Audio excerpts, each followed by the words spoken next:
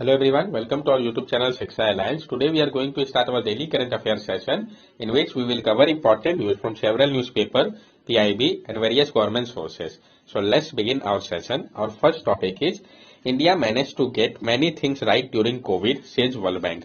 World bank ने कहा है कि इंडिया ने मैनेज किया है बहुत सारे थिंग्स को अच्छे तरीके से कोविड के दौरान। तो हम जानेंगे ऐसा उन्होंने क्यों कहा है, क्या कहा है, सब कुछ। India managed to get many things right in its management of the pandemic, including putting in place a central procurement agency, says the World Bank report. जो वर्ल्ड बैंक रिपोर्ट था उसमें बताया गया है कि इंडिया ने मैनेज किया है अच्छे तरीके से बहुत सारे मैनेजमेंट को पेंडेमिक के दौरान, जिसमें उन्होंने सेंट्रल प्रोक्योरमेंट एजेंसी को भी अच्छे से रखा था। India successfully management of the pandemic, India ने जो सक्सेसफुली मैनेजमेंट किया पेंडेमिक के दौरान उसको हम समझेंगे। कोविड-19 emergency response and health system strengthening project jointly funded by world bank and Asian infrastructure investment bank. जो कोविड-19 emergency response and health system strengthening project था, जिसको जॉइंटली फंड किया गया था वर्ल्ड बैंक और एशियन इंफ्रास्ट्रक्चर इन्वेस्टमेंट बैंक के दौरान।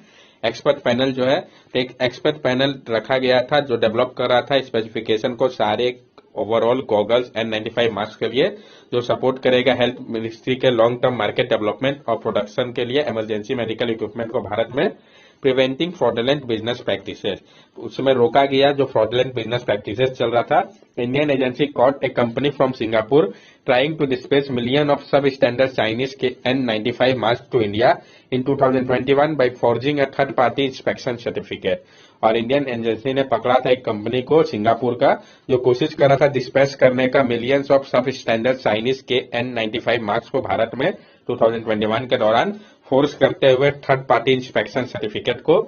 Empowered inter ministerial group, empower किया गया जो इंटर मिनिस्ट्रियल ग्रुप था। इंडिया ने मैनेज किया एफिशिएंट डिस्ट्रीब्यूशन को मेडिकल सप्लाई का पूरे विश्व में और अर्ली रिस्ट्रिक्शन भी लगाया। टेस्टिंग लेबोरेटरी की अगर हम बात करें तो इंडिया ने मैनेज किया, इंडिया ने स्केल अप किया, जो 18 था उससे बढ़ा के 2500 टेस्टिंग लेबोरेटरी रैपिडली तैयार किया 4 मंथ के अंदर। तो आप समझ सकते होंगे कहा 18 था और 18 से 2500 टेस्टिंग लेबोरेटरी, वो भी सिर्फ 4 मंथ में, और तैयार हो गया फेस करने के लिए फ्यूचर पैंडेमिक और हेल्थ इमरजेंसी को। ये इंडिया की उपलब्धि है जो कि वर्ल्ड बैंक की रिपोर्ट में बताया गया है। नेक्स्ट टॉपिक है हमारा challenging the special marriage act 1954। जो चैलेंज किया गया था स्पेशल मैरिज एक्ट 1954 को, जानेंगे हम इसके बारे में। पिटीशन ने क्या किया, फिर प्रोविजन क्या है इसके अंतर्गत, सब कुछ समझेंगे हम। सुप्रीम कोर्ट ने डिसमिस कर दिया है जो एक रिट पिटीशन था जो चैलेंज कर रहा था प्रोविजन को स्पेशल मैरिज एक्ट 1954 का। इसमें कपल जो है उनको नोटिस देना था डिक्लेयर करने के लिए अगर वो इच्छुक है मैरी करने के लिए 30 डेज बिफोर मैरिज के। What does the petition seek? Petition क्या कह रहा है? Article 21 the provision in the act violate the right to privacy of the party. जो आर्टिकल 21 है इसका प्रोविजन जो है एक्ट का ये वायलेट कर रहा है राइट टू प्राइवेसी को पार्टी का, उनका मानना है। Article 14 the requirement violate the right to equality under article 14 of the constitution since no other law prescribe such a requirement. और ये जो रिक्वायरमेंट है ये वायलेट कर रहा है राइट टू इक्वालिटी को आर्टिकल 14 के अंतर्गत कॉन्स्टिट्यूशन का, क्योंकि और कोई ऐसा लॉ नहीं है जो कि प्रिस्क्राइब करता है इस टाइप के रिक्वायरमेंट को, ये पिटिशनर का कहना था। What are the provision that have been challenge, क्या प्रोविजन था जिसको चैलेंज किया गया था? सेक्शन 5 ऑफ द एसएमए, जो सेक्शन 5 था स्पेशल मैरिज एक्ट का, it require couple getting married under it to give notice to the marriage officer 30 days before the date of marriage. इसमें आवश्यकता थी कि जो कपल जिनको शादी करना है उनको नोटिस देना होगा मैरिज ऑफिसर के पास 30 डेज पहले मैरिज के, तभी उनका मैरिज रजिस्टर किया जा सकेगा। Section 6 it require notice to be entered into the marriage notice book maintained by marriage officer which can be inspected by any person desirous of inspecting the same। इसमें require किया गया कि जो notice है उसको इंटर करना होगा marriage notice book में, जिसको मेंटेन किया जाएगा मैरिज ऑफिसर के द्वारा। इसको इंस्पेक्ट किया जा सकता है किसी भी डिजायरस इंस्पेक्टिंग पर्सन के द्वारा। सेक्शन 7 क्या कहता है? It provide the process for making an objection such as if either party has a living spouse is incapable of giving consent due to unsoundness of mind और is suffering from a mental disorder resulting in the person being unfit for marriage और procreation. ये जो है इसमें process objection का भी था कि आइदर पार्टी, दोनों में से कोई भी पार्टी के अगर लिविंग स्पाउस है वो अगर वो इनकेपेबल है कंसेंट देने के लिए अनसाउंडनेस ऑफ माइंड के कारण, वो अगर वो सफर कर रहा है मेंटल डिसऑर्डर से जिसके कारण पर्सन जो है वो अनफिट है मैरिज या प्रोक्रिएशन के लिए, तो इसमें प्राविधान था ऑब्जेक्शन का भी। Section 8 it specified inquiry procedure to be followed after an objection has been submitted. और जो सेक्शन 8 है ये स्पेसिफाई करता है इंक्वायरी प्रोसीड्यूर को जिसको कि फॉलो किया जाएगा अगर कोई ऑब्जेक्शन को सबमिट किया जाता है तो। व्हाट डिड द कोर्ट से? कोर्ट ने क्या कहा?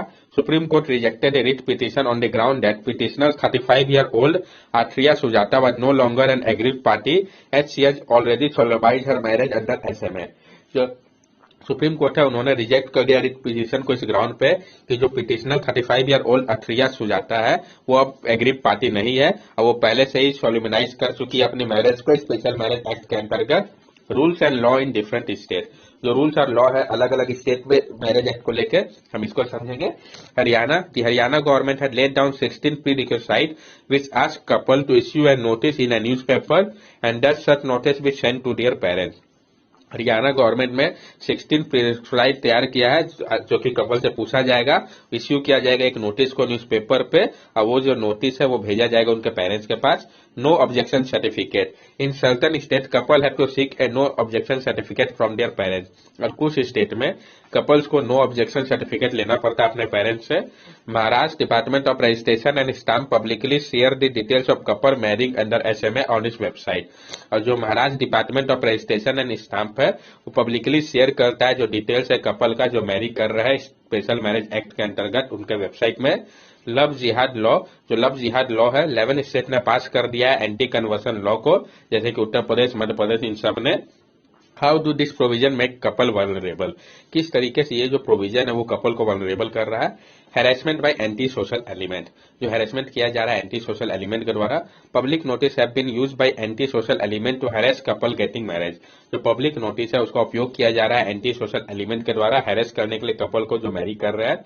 ऑफिसर इनकम्पिटेंट, जो ऑफिसर का इनकम्पिटेंस है। There have been very instance where marriage officer have gone over and beyond the law and such notice to the parents of the couple. अब बहुत सारा इंस्टेंस है जहां पे मैरिज ऑफिसर जो है वो बियॉन्ड लॉ के काम किया है, उन्होंने भेजा है उस टाइप के नोटिस को पेरेंट्स के पास कपल के।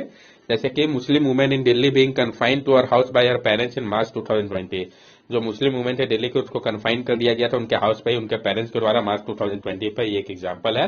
स्पेशल मैरिज एक्ट है क्या, इसको समझते हैं। Special Marriage Act or SMA is a law which allows the solemnization of marriage without going through any religious custom or ritual। जो स्पेशल मैरिज एक्ट है ये एक लॉ है जो कि अलाउ करता है सोलमनाइजेशन मैरिज का बिना कोई रिलीजियस कस्टम या रिचुअल के। पीपल फ्रॉम डिफरेंट कास्ट और रिलीजन और state get married under SMA in which marriage is solemnised by way of registration, और जो पीपल है अलग अलग कास्ट, रिलीजन और स्टेट के वो मैरिज करते हैं स्पेशल मैरिज एक्ट के अंतर्गत, जिसमें मैरिज को सोलमनाइज किया जाता है रजिस्ट्रेशन के माध्यम से। नेक्स्ट टॉपिक है हमारा पंजाब बैन सरपंच प्रॉक्सी, पंचायत सरपंच पति। पंजाब ने बैन कर दिया है सरपंच प्रॉक्सी को, जानेंगे हम इसके बारे में। डायरेक्ट क्वेश्चन फ्रेम किया जा सकता है कि कौन सा स्टेट ने रिसेंटली बैन किया है, तो पंजाब ने बैन किया है। Male kin of women can attend meeting of panchayat as the Punjab government order, जो मेल कीन है वुमेन का वो नहीं अटेंड कर सकते मीटिंग को पंचायत का, पंजाब गवर्नमेंट ने ऑर्डर दिया है। सरपंच पति where male relative mostly husband of elected women run the office in place of them, जो सरपंच पति होते हैं ज्यादातर मेल रिलेटिव, ज्यादातर जो हस्बैंड होते हैं इलेक्टेड वुमेन के वो रन करते हैं ऑफिस के उनके बिहाफ में, ये दिखाया गया है वेब सीरीज पंचायत में भी।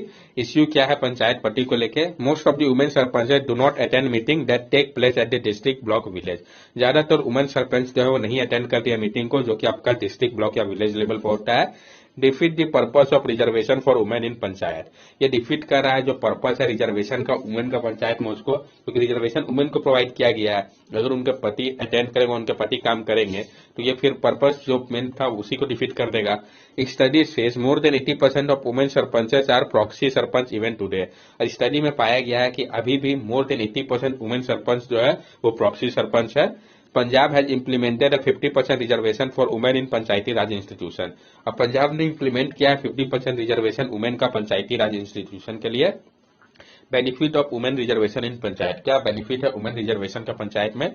2010 study published by Indian Policy Forum organized by NCAER noted that village with female leader experience increased female participation and responsiveness to female policy concern, जो 2010 का स्टडी था जिसको पब्लिश किया गया था इंडिया पॉलिसी फोरम के द्वारा, जिसको ऑर्गेनाइज किया गया था NCAER के द्वारा। इसमें नोट किया गया कि जहां पे विलेज में फीमेल लीडर है वहां पे देखा गया है इंक्रीज फीमेल पार्टिसिपेशन को और रिस्पॉन्सिवनेस को फीमेल पॉलिसी कॉन्सर्न को लेके, जो इससे रिलेटेड न्यूज है। Previously, Panchayati Raj Department of Madhya Pradesh has asked to take action against relative of elected women representative who administer the official oath on her behalf। इसके पहले पंचायती राज department जो था मध्य प्रदेश का, उन्होंने कहा था एक्शन लेने के लिए रिलेटिव के खिलाफ इलेक्टेड वुमेन रिप्रेजेंटेटिव के जो एडमिनिस्टर कर रहे थे ऑफिशियल वोट को उनके बिहाफ में। नेक्स्ट टॉपिक है हमारा क्लाउड सीडिंग। तो हम जानेंगे क्लाउड सीडिंग के बारे में। पहले भी इस टॉपिक को हम लोगों ने कंसीडर कर रखा है। Countries in middle east and north Africa racing to develop chemical to get rain drops out of the cloud. जो कंट्री है मिडिल ईस्ट और नॉर्थ अफ्रीका के, वो रेस कर रहे हैं डेवलप करने को लेके केमिकल को, ताकि वो रेन ड्रॉप करवा सके क्लाउड से।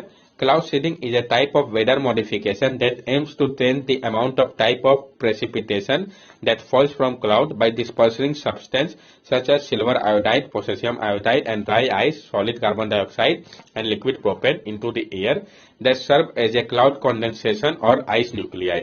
जो क्लाउड सीडिंग है ये एक टाइप है वेदर मॉडिफिकेशन का, जिसका मकसद है चेंज करना अमाउंट या टाइप ऑफ प्रेसिपिटेशन को जो कि होता है क्लाउड से, डिस्पर्स करके सब्सटेंस को, जैसे कि सिल्वर आयोडाइड हो गया, पोटेशियम आयोडाइड हो गया, ड्राई आइस हो गया, सोडियम कार्बन डाइऑक्साइड या लिक्विड प्रोपेन को एयर पे, जो कि सर्व करता है क्लाउड कंडेंसेशन या आइस न्यूक्ली के तौर पे। इसका बेनिफिट क्या है क्लाउड सीडिंग का? It improve a cloud ability to produce rain और snow, supplement the rainwater supply and clean the atmosphere by introducing tiny ice nuclei into certain type of subfreezing cloud. This nuclei provide a base for snowflake to form. ये improve करता है cloud के ability को produce करने को लेकर rain को या स्नो को। ये सप्लीमेंट करता है रेन वाटर सप्लाई को और क्लीन करता है एटमॉस्फेयर को इंट्रोड्यूस करके टाइनी आइस न्यूक्ली को उस टाइप ऑफ सबफ्रीजिंग क्लाउड में। ये जो न्यूक्ली होता है ये प्रोवाइड करता है एक बेस को स्नोफ्लेक के लिए ताकि वो तैयार हो सके। डेंजर इसका क्या है? So far, experts have not found any harmful effect of cloud seeding with silver iodide on the environment, but silver iodide can be toxic to aquatic life. The concentration of silver in a storm from cloud seeding is far below the accepted limit of 50 microgram per liter. अभी तक expert ने नहीं पाया है कोई भी harmful effect को cloud seeding का सिल्वर आयोडाइड के साथ एनवायरमेंट में, लेकिन सिल्वर आयोडाइड जो है वो टॉक्सिक हो सकता है एक्वेटिक लाइफ के लिए। जो कॉन्सेंट्रेशन है सिल्वर का स्टॉर्म पे जिससे कि क्लाउड सीडिंग किया जाता है वो बिलो है एक्सेप्टेड लिमिट का 50 माइक्रोग्राम है पर लीटर। इंडिया की अगर हम बात करें तो इंडिया में क्लाउड सीडिंग ऑपरेशन जो था ये किया गया था आपका 1983 पे, 1984 से 87 के दौरान, 1993-94 पे तमिलनाडु गवर्नमेंट के द्वारा जब सीवियर ड्रॉट हुआ था तो, और ईयर 2003 और 2004 में भी कर्नाटक गवर्नमेंट ने इनिशिएट किया था क्लाउड सीडिंग को। नेक्स्ट टॉपिक है हमारा जॉम्बी आइस। तो हम जानेंगे जॉम्बी आइस के बारे में। जॉम्बी आइस फ्रॉम ग्रीनलैंड में रेज दी सी लेवल 10 इंचेस। जो जॉम्बी आइस है ग्रीनलैंड का, इसके कारण सी लेवल राइज हो सकता है 10 इंचेस तक। तो ये आइस कहाँ का है, जॉम्बी आइस है क्या, तो ये आपको समझना होगा। जॉम्बी आइस ग्रीनलैंड का है जो कि मेल्ट कर रहा है जिसके कारण सी लेवल 10 इंच तक राइज कर सकता है। Zombie ice is the doomed ice that will still attach to thicker areas of the ice, is no longer getting replenished by parent glacier, now receiving less snow. Zombie ice है जो कि doomed ice है जो कि अभी भी attach है thicker area से आइस का, अब वो रिप्लेनिश नहीं हो पा रहा है पेरेंट ग्लेशियर से क्योंकि उसको लेस स्नो मिल रहा है।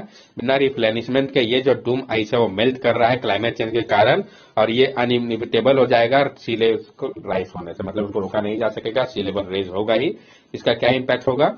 ये जो अनअवॉइडेबल 10 इंचेस है ये दुगना से भी ज्यादा है सी लेवल राइज का, जो साइंटिस्ट ने इसके पहले एक्सपेक्ट किया था मेल्टिंग होने के कारण ग्रीनलैंड के आइस शीट को। तो आप समझ सकते हैं दुगना से ज्यादा अगर सी लेवल राइज होगा तो इसका क्या परिणाम होगा। नेक्स्ट टॉपिक है हमारा स्नेक बाइट इन इंडिया। हम जानेंगे स्नेक बाइट के बारे में। भारत में जो half of all global death हो रहा है वेनमस स्नेक के कारण वो आपका इंडिया पे है। स्नेक बाइट को क्लासिफाई किया गया है नेग्लेक्टेड ट्रॉपिकल डिजीज के तौर पे। Snake in India over 300 species, 60 वेनोमस। 300 species है जिसमें 60 जो है वो वेनोमस है। इंडिया जो है वहां पे एस्टिमेट किया गया है कि 1.2 million 12 lakh snake bite death हुआ है 2000 से 2019 के दौरान, जबकि एवरेज आपका ये 58,000 पर ईयर का हो गया।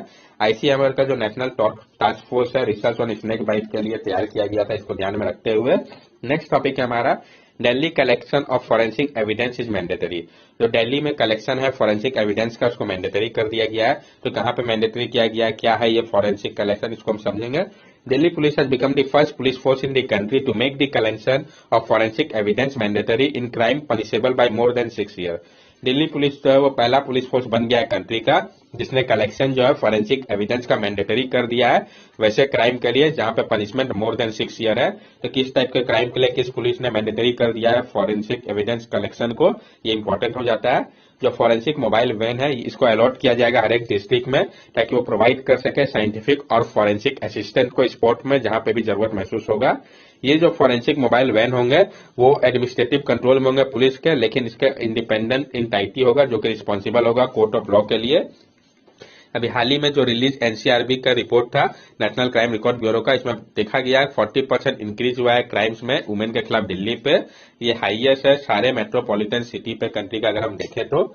फॉरेंसिक एविडेंस होता क्या है? Any evidence which can make investigator identity the criminal easily amount. कोई भी एविडेंस जो कि इन्वेस्टिगेटर का मदद करता है आइडेंटिफाई करने में क्रिमिनल्स को आसानी से, उसी को फॉरेंसिक एविडेंस कहते हैं। कुछ जो मेजर कैटेगरी है फॉरेंसिक एविडेंस के, जैसे कि डीएनए हो गया, फिंगरप्रिंट हो गया, ब्लड स्टेन पैटर्न एनालिसिस हो गया, ये सारे कुछ कैटेगरी है। Forensic evidence is useful in helping solve the most violent and brutal of cases as well as completely non violent cases related to crime such as fraud and hacking. और forensic evidence जो है वो काफी मददगार होते हैं solve करने में ज्यादातर वायलेंट और ब्रूटल केसेस को, साथ साथ कंप्लीटली नॉन वायलेंट केसेस जो कि रिलेटेड हो क्राइम जैसे कि फ्रॉड और हैकिंग से, उसको भी सॉल्व करने में मदद करते हैं। That's all for daily current affair session. अगर आपको हमारी वीडियो अच्छी लगी हो तो हमारे चैनल सब्सक्राइब करें, हमारे वीडियो को लाइक करें और ज्यादा से ज्यादा शेयर करें। These are our social media link. From here also you can stay connected with us and give us your valuable feedback. Thank you and have a nice day.